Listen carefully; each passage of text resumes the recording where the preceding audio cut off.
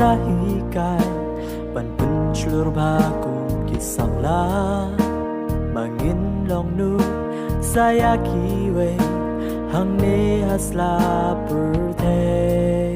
wada pling du riao min gai pling ba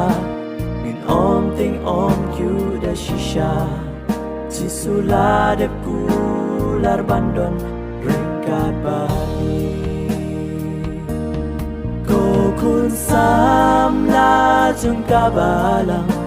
Hapling jing etur syapra Bangin long kisam la kristan kibaslur Wat hapling kat matong inyay tu Ôi sẽ xì liang Jordan Cả đời yang iban Yết nâng ba Khi chừng Đã chính luôn nghiên Chóp ya chính sniu Nam u chi su tô nghiên cạch tiêu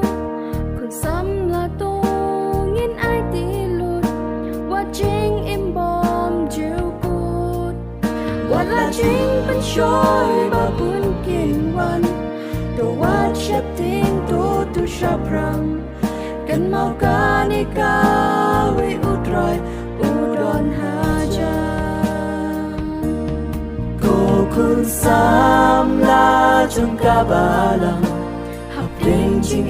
ตุชาพรังบางอินลองกิสามลาคริสตันกีบัชลูWat hapling kat matong inyay tu Ban boy siya silyang Jordan Kariyang ibang yat ang ba Kijing Ko kun sam la jung kabalang Hapling jing tu siya prang Bangin long kisam la kristan Kibaslu Wat hapling kat matong inyay tu Ban boy siya silyang Jordan Kariyang ibang yat ang ba